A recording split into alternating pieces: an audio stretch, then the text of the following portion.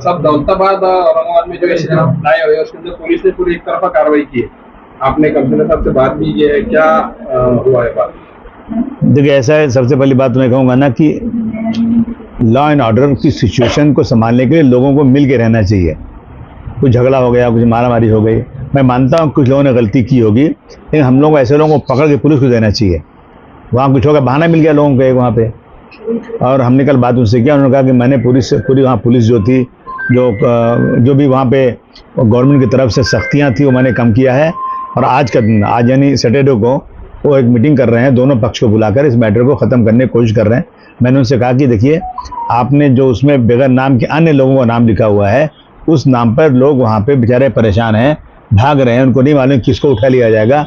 अगर वो लोग जो हैं जिसका नाम दे देंगे उसको आप उठा लेंगे, तो बोले नहीं, बिल्कुल ऐसा नहीं होगा। हम बिल्कुल जिनका इन्वॉल्वमेंट उसमें होगा वह उठाए जाएंगे, और कम से कम लोग उठाए जाएंगे। ये बातें उन्होंने मुझे कल किया है। लेकिन ऐसी घटनाएं बार बार हो रही है कि एक ही तरफा कार्रवाई हो रही है। ऐसा किराड़ पेरे का भी मामला जिसमें आप खुद आए थे। देखिए ऐसा है ना कि मुझे नहीं बल्कि पूरे देश को मालूम है कि मुसलमानों को परेशान करके ये लोग सत्ता में आना चाहते हैं। कुछ लोग ऐसे हैं जिनका काम सिर्फ ये है कि जितनी ज़्यादा सांप्रदायिकता करेंगे उतनी ज़्यादा हम चुन कर आएंगे। लेकिन अब की बार जनता ने इनको मुंह में थप्पड़ मारा है। मुझे लगता है कि आगे कुछ न कुछ अच्छा होने की उम्मीद है। समाजवादी पार्टी ने जिनकी 5 सीटें थी वो 37 सीटें चुनकर यूपी में आई है। ये प्रेशर बनेगा, और आने वाले दिनों में हमें पूरी उम्मीद है कि सांप्रदायिक शक्तियाँ ख़त्म होंगी। हम सब मिलजुल करके एक साथ खड़े होकर के हम अगर वोटिंग करेंगे तो मुझे लगता है कि ये जो जुल्म ज़्यादती वो ख़त्म होगा। मैं आपकी बात बिल्कुल मानता हूँ कि आज यहाँ पर कानून नाम की चीज़ बहुत कम बची है।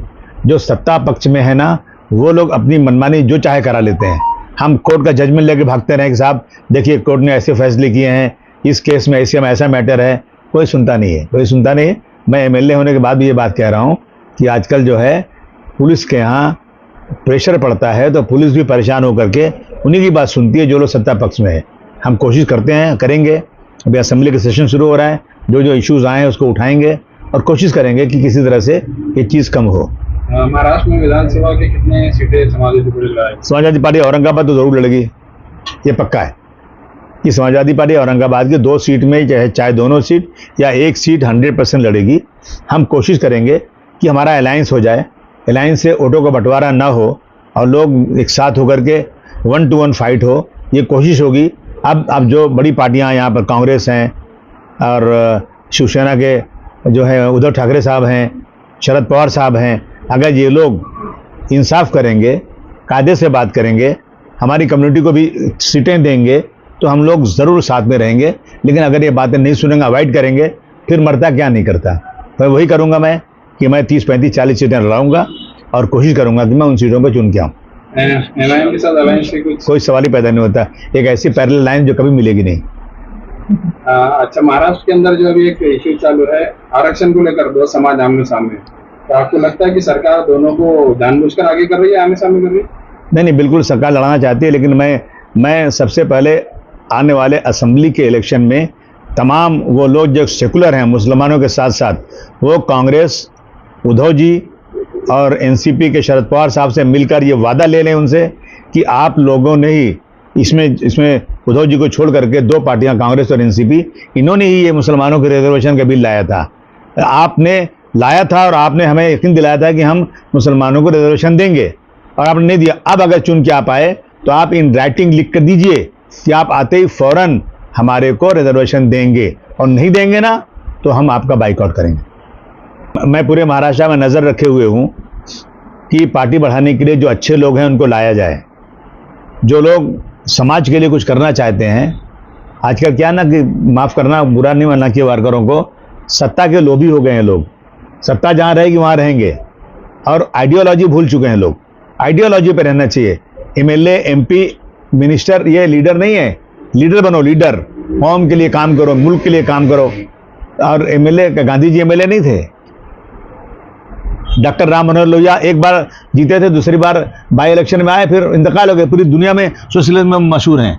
डॉक्टर भीमराव अंबेडकर साहब जीते नहीं, राज्यसभा गए थे, लेकिन लीडर हैं, पूरे दुनिया में उनका नाम है।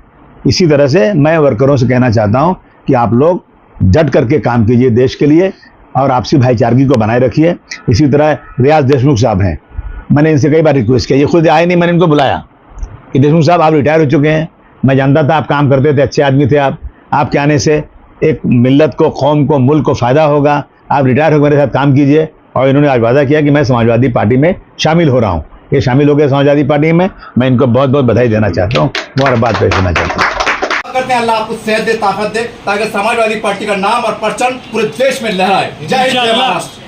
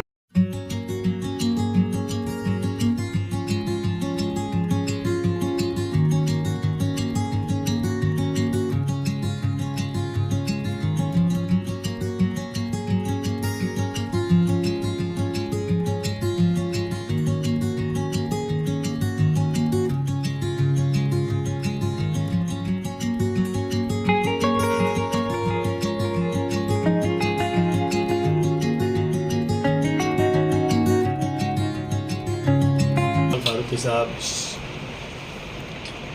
उनके फर्जंद उमर साहब और यहाँ मौजूद तमाम औरंगाबाद की मशहूर शख्सियात, नौजवान साथियों, सबसे पहले तो मैं कमाल फारूकी साहब का बहुत बहुत शुक्रिया अदा करता हूँ। मैं कोई लीडर नहीं हूँ, आज तक मैंने ज़िंदगी में कभी सोचा नहीं कि मैं कोई लीडर हूँ या कोई पॉलिटिकल पार्टी का बहुत बड़ा है वो हूँ। मैं सिर्फ और सिर्फ खिदमत करने की गर्ज से पॉलिटिक्स कर रहा हूँ। अगर पॉलिटिक्स में लोगों को क्या रहता है कि भाई आगे थोड़ा बढ़ो, मिनिस्टर बन जाओ और कुछ हो जाओ, कहीं पैदा हुए साला किसी के बाप बना लो, एक दिन में इधर हो कल उधर चले जाओ। लेकिन मैंने ये नहीं सीखा। मैंने कहा था लखनऊ में कि मुझे मालूम है कि महाराष्ट्र में समाजवादी पार्टी की सरकार कभी नहीं आ सकती। कभी अलायंस में जोड़ तोड़ में आई तो आई, नहीं तो अपने बलबूते में कभी आ ही नहीं सकती। लेकिन मैं जिस आइडियोलॉजी से जुड़ा हूँ, इंशाअल्लाह मरते दम तक उसी आइडियोलॉजी से जुड़ा रहूँगा। और मुझे मालूम है कि समाजवादी पार्टी में जो काम होता है, मैं समझता हूँ कि हम लोग यहाँ से बैठ के भी लखनऊ में अगर सरकार रहे ना तो बड़े से बड़ा काम करवा सकते हैं। लेकिन यहाँ हमारे पास कोई लीडर ऐसा नहीं जो अपनी बात मनवा सके। कोई नहीं है, कोई बुरा नहीं मानना चाहिए इसको। कौन सुनता है हमारी बात यहाँ पे? आज हम लोगों ने वोट दिया है इंडिया अलायंस को, लेकिन इंडिया अलायंस के लोगों से हमने बार्गेन नहीं किया। हमने वोट तो दे दिया कि हमने बातचीत नहीं किया कि भाई आपको हम सपोर्ट करेंगे तो हमें क्या देंगे आप। इंडिया अलायंस में वही लोग तो है ना जिन्होंने 5% रिजर्वेशन लाया था। जब उनका टर्म आया तो उन्होंने नहीं दिया, जब बीजेपी का टर्म आया तो वो मांग रहे हैं उनसे। आप खुद बैठ के नहीं दे रहे हैं और बीजेपी से मांग रहे हैं। ये लोग जो है ना मुसलमानों को सिर्फ इस्तेसाल करते हैं। और यकीन जानिए हम लोग अनटचेबल हैं। हमारे बारे में मंच पर अगर बोल देंगे, हमें करीब ले लेंगे तो उनको लगता है कि हमारा मेजॉरिटी का वोट कट जाएगा, कम हो जाएगा। और जाएगा कहाँ मुसलमान?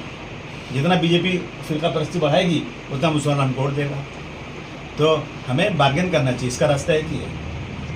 जिसे कहते हैं ना हम एक हो जाएं तो बन सकते हैं खुर्शीदों में बीन कर रहे हैं बिखरे हुए तारों से क्या बात बने। हमें एक लीडर बनाना चाहिए।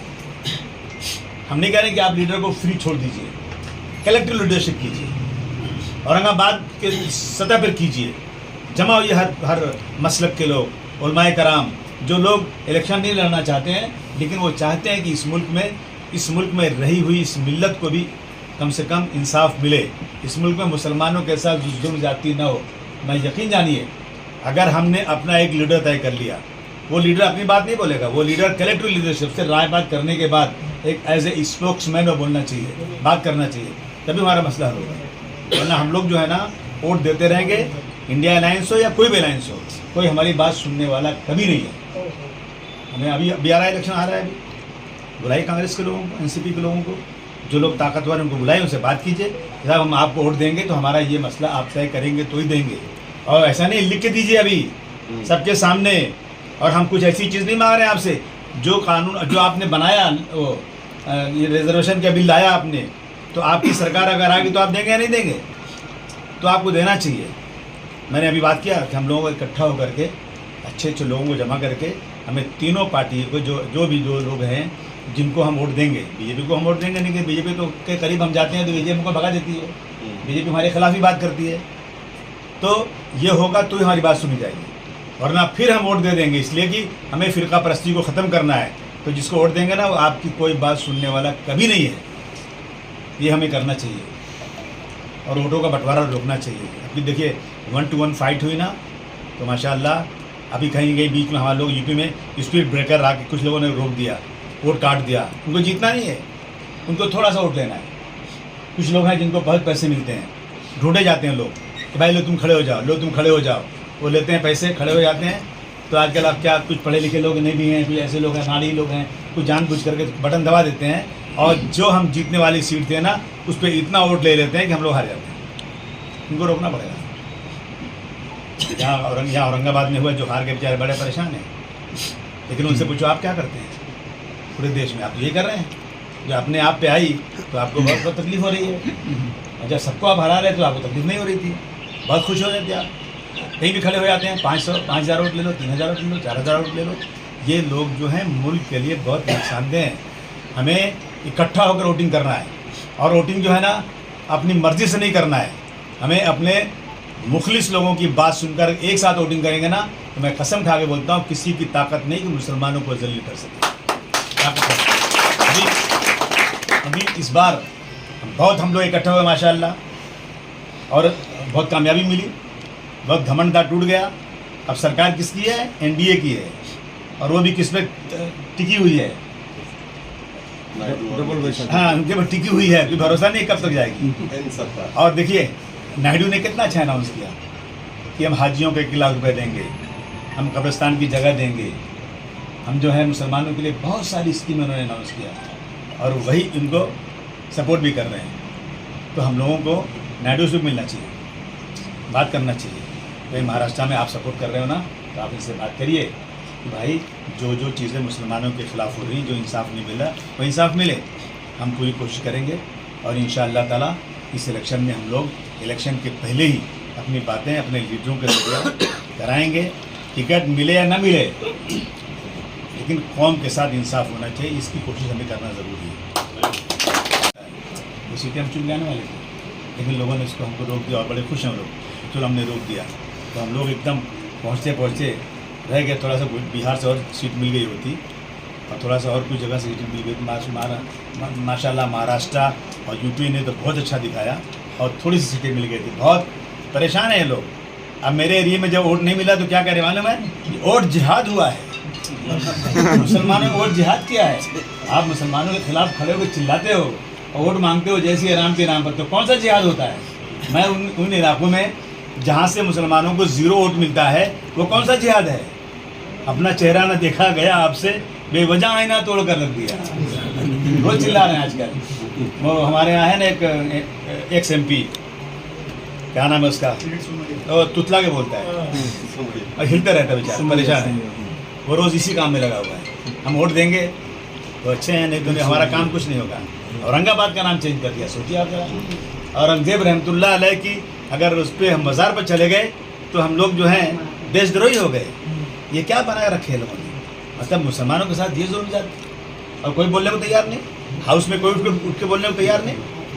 जिसको हम वोट दे रहे हैं, कांग्रेस को दे रहे हैं, शरद पवार की पार्टी को दे रहे हैं और जिसको दे रहे हैं हम लोग वोट, उसमें से कोई एक शब्द भी बोलने को तैयार नहीं है। ये हो रहा है। कोशिश कर रहे हैं, अब सब इकट्ठा रहेंगे हम लोग, तो इंशाल्लाह ज़रूर कामयाबी होगी। मैं फिर एक बार उमर को बहुत मुबारकबाद देता हूँ। बैरिस्टर अपना आ गया।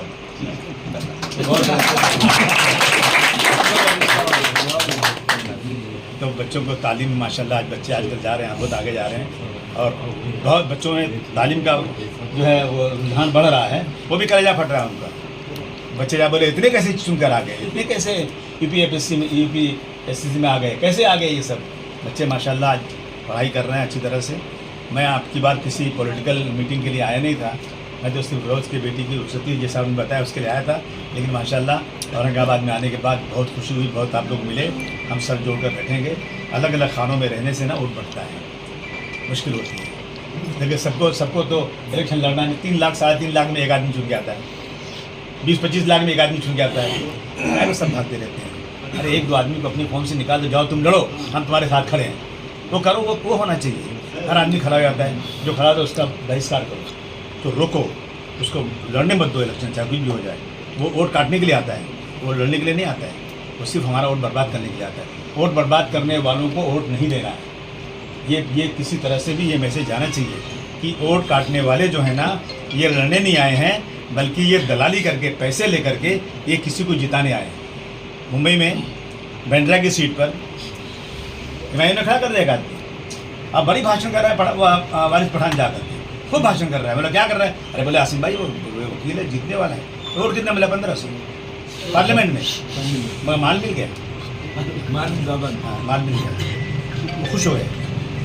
इस तरह यूपी में कई जगह खड़ा कर दिया। वही जो मार्जिन वोटों की है। हम लोग जब पार्लियामेंट, मैं समाजवादी पार्टी अलायंस थी कांग्रेस के साथ में, सीट लड़े थे हम लोग। मदनपुरा से आगे परेल तक की सीट थी, उसमें हम सिर्फ 152 वोट से हार गए थे पार्लियामेंट सीट, 152 वोट से। और उसमें एक आदमी खड़ा हो गया था, उसने 1700 वोट ले लिया। ऐसे बेनामी आदमी मुसलमान वोट ले लिया। तो क्या होता है ना, थोड़े से वोट से हमारी हार हो जाएगी। हमें इस बात पर गौर करना बहुत ज़रूरी है कि जो लोग सिर्फ वोट काटने के लिए आते हैं ना, उनके बारे में सोचना बहुत ज़रूरी है। मैं आपका फिर एक बार शुक्रिया अदा करता हूँ और आपको यकीन दिलाता हूँ इंशाअल्लाह ताला जो आपने भरोसा किया है उस भरोसे को टूटने कौम और मिल्लत के हमदर्द हमारे इस विधानसभा के आमदार इज़्ज़त माब अबू आसिम आज़मी साहब समाजवादी पार्टी से उनका ताल्लुक़ है, लेकिन मिली तहरीक के वो रूह-ए-रवां है और उन्होंने मिली तहरीक को पूरे महाराष्ट्र में, हिंदुस्तान में बढ़ाने का काम किया। और जब जब अक़लियतों पे जुल्म हुआ, नाइंसाफ़ी हुई, तो अबू आसिम आज़मी ने असम्बली से लेके पार्लियामेंट तक, गली से लेके दिल्ली तक के आवाज़ बुलंद किया और जिसका नतीजा महाराष्ट्र में, हिंदुस्तान में इंडिया अलायंस को जो कामयाबी मिली, मैं सबसे पहले राहुल गांधी और अखिलेश यादव साहब, शरद पवार साहब, उद्धव ठाकरे साहब और बिलखुसूस अबू आसिम आज़मी का स्वागत करता हूँ, इस्तेमाल करता हूँ। ये एनआरसी हमारे पे मजालिम, जुल्म, इसके खिलाफ आवाज़ बुलंद करने वाली शख्सियत आज हमारे में मौजूद है। मौलाना आज़ाद रिसर्च सेंटर में आपने उनको सुना। एक तहरीक का नाम अबू आसिम आज़मी है, जिसने पूरे हिंदुस्तान में दबे कुचले हिंदू, मुस्लिम, दलित, सिख, ईसाई सबकी आवाज़ को बुलंद किया। और आज वो अचानक अपने कार्यकर्ता से उनको कितनी मोहब्बत है उसकी मिसाल मैं आपको देना चाहता हूँ कि हमारा नौजवान अब्दुल रऊफ़ जो रात दिन लोगों का काम करता है, उसकी बच्ची की विदाई का प्रोग्राम है। तमाम मसरूफियत छोड़कर अखिलेश यादव के फ़ोन कंटिन्यू आ रहे हैं, उनको मीटिंग में जाना है, लेकिन उन्होंने प्रोग्राम पोस्टपोन करके पहले कहा कि मेरा कार्यकर्ता, उसकी बेटी की नहीं, मेरी बेटी की शादी है, तो सबसे पहले औरंगाबाद आए।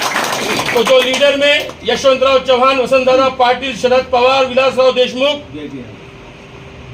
इन लोगों में जो क्वालिटी थी, आज महाराष्ट्र में अबू आसिम आज़मी के रूप में हम और आप देख रहे हैं। मसाइल बहुत है, लेकिन हमको एक जगह आना पड़ेगा। आपके सामने जरांगे पार्टी है, आपके सामने ओबीसी का नेता हाके है, हर पार्टी का, हर समाज का, हर व्यक्ति उनके साथ है। लेकिन अफसोस कि हमारा सुबह तोश, दोपहर में गोश, शाम में बेहोश वाला मामला है। हम कब्रिस्तान में रहकर के बात करते हैं, जैसे कब्रिस्तान से बाहर निकलते हैं तो अपनी दुनिया में मस्त हो जाते हैं। हमको अपने को पर्सनल आत्मचिंतन करना होगा, हमको अपना क़ायद चुनना होगा। हमने आज इंडिया अलायंस को चुना, ईमानदारी के साथ हमने काम किया, लेकिन आसिम साहब जिनको हमने चुन के दिया, जो पहुंचे, उन्होंने हमारी आवाज़ बुलंद करनी चाहिए। पार्लियामेंट में जुल्म हो रहा है, कुर्बानियों के मसले में आप देख रहे हैं कि पहली बार औरंगाबाद में नाइंसाफियाँ हुई, पूरे गली गली में जानवरों को पकड़ा गया। साबिर नाम का एक कार्यकर्ता, दौलताबाद का सरपंच, माजी सरपंच, जिसकी खाला इंतकाल कर गई थी कैंसर की वजह से, वो मौत में था, उसके नाना का मुझे फ़ोन आया, वो रो रहे थे। उसको तीसरे दिन पकड़ाया गया इसलिए कि उसने महाविकास आघाड़ी का काम किया। अगर इस तरीके से कार्यकर्ताओं के बल को तोड़ा गया तो विधानसभा में अपना कोई सच्चा नहीं है, ऐसा मैं आपको एक मैसेज देना चाहता हूं। हमारे साथ जो इंसाफ करेगा, हमारी आवाज को बुलंद करेगा, जुल्म के खिलाफ आवाज लड़ेगा, हम उसके साथ रहेंगे। ये हमको आगे फैसला करना है अनकरीब में। सिर्फ वोट देना इसका मतलब मुसलमान भाजी पाला नहीं है मंडी का। लोकसभा में ठीक था, राहुल गांधी और अखिलेश यादव को हमने भरपूर वोटों से चुन कर दिया, शरद पवार साहब को चुनकर दिया, उद्धव ठाकरे साहब को चुन के दिया, लेकिन अरे हमारा भी तो हक होता है, हमको भी तो इंसाफ चाहिए, हमको भी कुर्सी चाहिए मुझे छोड़कर, लेकिन किसी को ना किसी को तो दो। तो मैं ये कहना चाहता हूं कि आज अबू आसिम साहब आप मौजूद हैं, कौम के नौजवान हमसे सवाल कर रहे हैं कि हमारा फ्यूचर क्या है, क्या खाली वोट देना हमने किस्मत में लिख के लाए? तो हालात, आपको ये हालात पर आत्मचिंतन करके अखिलेश यादव साहब को, राहुल गांधी साहब को कहना पड़ेगा कि अक़लियतों का महाराष्ट्र में 15 से 16% है, कम से कम 5% तो सीट दो उनको, और मुझे छोड़ के दो, लेकिन किसी को ना किसी को तो दो। हम अगर हमारे हक बुलंद करने के लिए आवाज़ नहीं उठाएंगे तो आने वाला वक्त हमारे लिए ठीक नहीं है। और बहुत सारे सियासी यहाँ बातें नहीं करनी है। आपका ताल्लुक समाजवादी से है, आप एक समाजवादी के ज्येष्ठ नेता हैं और इस वक्त हिंदुस्तान में कांग्रेस के बाद अखिलेश यादव की ताकत है, जिसने योगी के जुल्म के खिलाफ वहां पर आवाज बुलंद करके पूरा लब्बैक करके उसको कौम ने, दलितों ने और समाज के ब्राह्मणों ने, हिंदुओं ने, सबने उठ दिया। लेकिन सबसे ज्यादा 95-98% हमारा हिस्सा है। हमको क्या मिलेगा? हमको लाका मिलेगा, हमको हरसूल जेल मिलेगी। कौन सा लीडर हमारे लिए खड़े होगा जिसको हमने वोट देके लोकसभा में भिजाए? वो हमारे लिए आएगा या नहीं आएगा? सवाल हमारे सामने ये है। इसलिए आसिम साहब, मिल्ली तहरीक आपने शुरू किए थे, एक राष्ट्रवादी का कार्यकर्ता इस नाते से मैंने आपकी तायीद किया था और आज भी मैं कहीं भी रहूं मैं आपके साथ हूं। लेकिन आप आवाज़ बुलंद करिए, नौजवानों के जुल्म को रोकिए, उन पर जो जुल्म हो रहा, हमारा हक हमको दिलाइए। और आप में वो क्वालिटी अल्लाह सुब्हानहू तआला ने दिया। आप मजबूत आदमी हैं, आपके साथ कौम है, पूरे हिंदुस्तान के नौजवान आपको देखते हैं और देखते नहीं, आपने हमेशा आंदोलन किया। आप मरीन ड्राइव पर आप लड़ते रहे, आप मोहम्मद अली पे पैदल यात्रा करते रहे। लेकिन हमको अपने नेताओं की इज्जत करना पड़ेगी, बुराई से बचना पड़ेगा। कोई भी हो, अगर आरक्षण की बात करता है, संरक्षण की बात करता है, शिक्षण की बात करता है, तो हम उसके साथ हैं। अब आपको मैं यहाँ भाषण देने के लिए नहीं बुलाया, लेकिन अब्दुल रऊफ के पास हमको जाना है, वो 8:30 के बाद का टाइम था बोलने का। तो मैंने कहा आसिम भाई आ रहे हैं, आसिम भाई से मेरी बात हुई। हम अपने कायद को अगर तायद करते हैं और उसकी लब्बैक, उसके आवाज़ पे लब्बैक कहते हैं, तो हुकूमत भी हिलती है। हम एक हो जाएं तो बन सकते हैं शम्सो कमर, वरना बिखरे हुए तारों की क्या बात करना। इसलिए हमारा सेकुलरिज्म पे भरोसा है, हम बाबा साहब की घटना के साथ हैं, हम अल्लाह और रसूल के कानून के पाबंद हैं। हम वो गद्दार नहीं है कि जो कौम से गद्दारी करे, कौम के खिलाफ बोले। अबू आसिम से लेके कमाल फारूक तक हम अल्लाह ताला के हुक्म की पाबंदी करने वाले लोग हैं, बाबा साहब की घटना पे अमल करने वाले लोग हैं। मैं सिर्फ आज इतना एक मैसेज देना चाहता हूँ। और आसिम भाई, मैंने इसीलिए सोचा कि आप यहाँ आ रहे तो तमाम शहर के जिम्मेदारों को बुलाऊं, आपसे मुलाकात कराऊं। आप तो संघर्ष कर ही रहे हैं, मेरे से ज़्यादा आपको अनुभव है, लेकिन आज ले और दे का मामला है। लोग सोच रहे हैं, लोगों को तकलीफ़ों का सामना करना पड़ रहा है, तो क्या हमारे किस्मत में लीच है? ये बच्चे नौजवान पूछ रहे हैं। इसलिए मैं चाहूँगा कि आप हमारी आवाज़ को असेंबली में, पार्लियामेंट में बुलंद करें। और मैं आसिम भाई के पहले हमारे बैरिस्टर उमर से गुजारिश करूँगा कि वो 5 मिनट में आसिम भाई को अपने ख्यालात का इज़हार करें।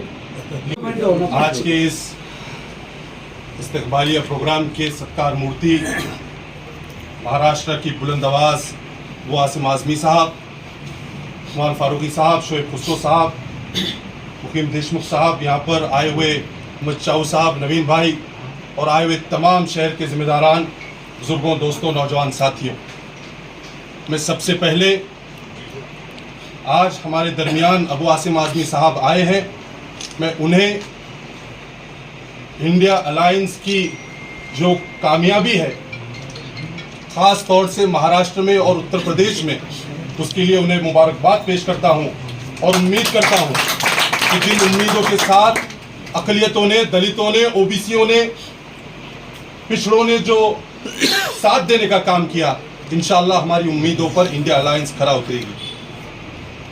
हम देखते हैं कि आज मुल्क के हालात क्या हैं।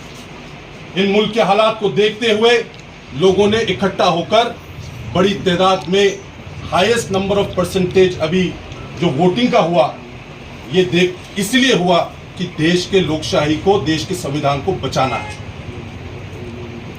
आज इसीलिए जब अबू आसिम आज़मी साहब 4 जून के बाद पहली बार औरंगाबाद शहर में आ रहे थे, तो हमने ये जिम्मेदारी समझी कि एक ऐसा कायद जिसने इंडिया अलायंस को मजबूत करने में एक बहुत बड़ा रोल अदा किया, उसका हमने इस्तकबाल करना चाहिए, उसकी सराहना करनी चाहिए। और जिस तरह मेरे वालिद साहब ने कहा हम एक हो जाएं तो बन सकते हैं शम्स व कमर, वरना बिखरे हुए तारों की क्या बात बनी। हम सब भले ही कोई अलग पार्टी का हो, हमारे साथ बीआरएस है, कांग्रेस, एनसीपी, राष्ट्रवादी, बहुजन समाज, वंचित, हर पार्टी का अगर व्यक्ति साथ आता है और हमारे मुद्दे एक हैं, इन मुद्दों के लिए अगर हम एक साथ मिलकर काम करते हैं तो मैं समझता हूँ इंशाअल्लाह हमारे मुद्दे हल होंगे। इतना ही कहते हुए मैं अपनी जगह लेता हूँ। खुदा हाफिज, जय हिंद।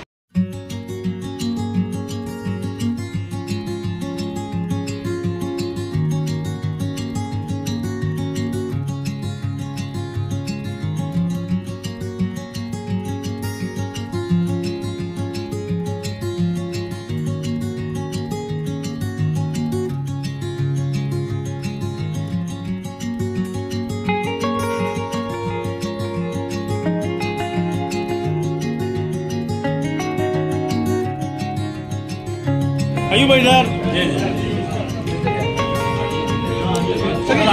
चलो नेक्स्ट कलीम भाई, ये कलीम भाई